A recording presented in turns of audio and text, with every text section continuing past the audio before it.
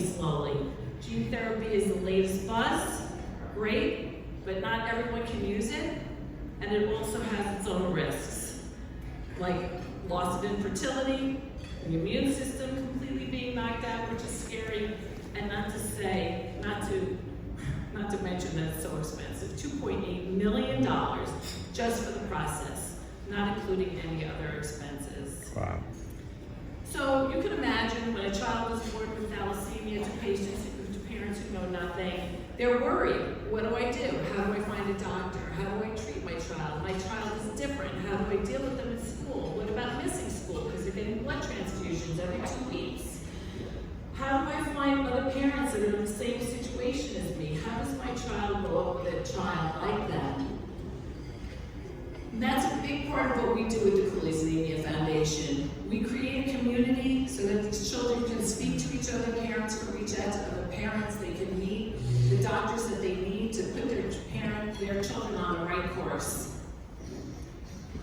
And I want to say that this is how the American Foundation of Savoia Waters helped our patients in 2023.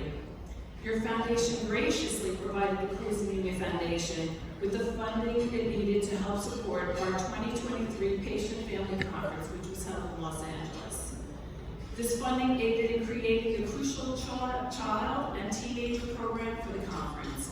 And we were able to engage a team which created age-appropriate programming, teaching children about medical aspects of thalassemia, and also provided invaluable social interaction with their peers who know intimately what it is like to live with thalassemia. So you have 5-year-old children speaking to 20-year-old patients who have lived the life, and they can tell these children, this is what you have to do to survive, this is what you have to do to live. You have 30-year-olds telling teenage patients who are so difficult, even just to be a regular teenager at 12, 13, 14 years old, and they're telling them, continue your education, continue with your dreams, you can do it, you can push through it, you can take whatever you need to take. And it's so heartwarming, it's so personal, it's so emotional, it's so deep. I've been to so many of these conferences, they're so heartwarming.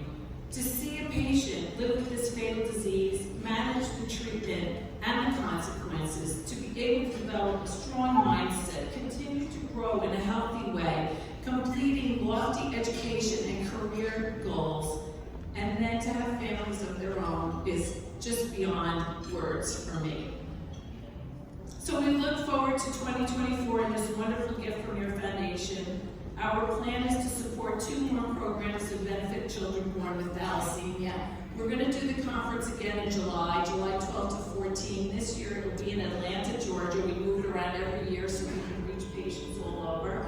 And we live in a global world. It's a rare disease. Some of these children live way far away from metropolitan areas. They need to be exposed to other children so they can learn the lessons of their lives.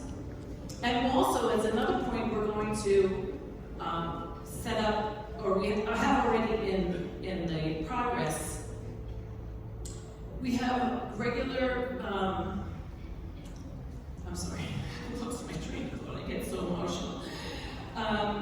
We have centers that review these children's histories and medical histories every 1 or 2 years. And it's expensive for them to some of these patients to get into the big metropolitan areas where they supply this benefit.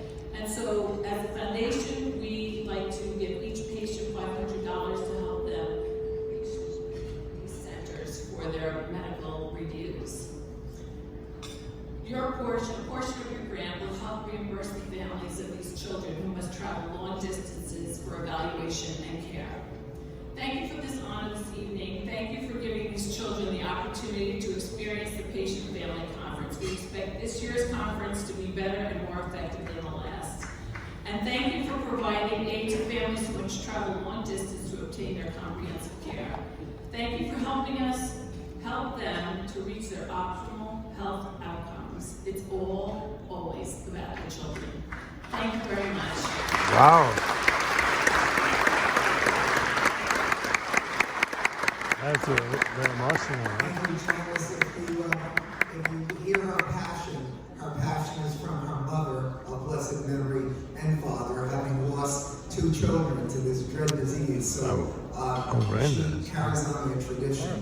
Now we're going to Very switch painful. to more of another international effort by A Chance in Life, which was once run by the Blessed Monsignor John Carroll Abbey, who was an Irish priest who, after the war, felt sorry for all the children on the streets of Rome. And since then, Gabriel Del Monico became the president, and now he's brought it. He'll tell you the countries.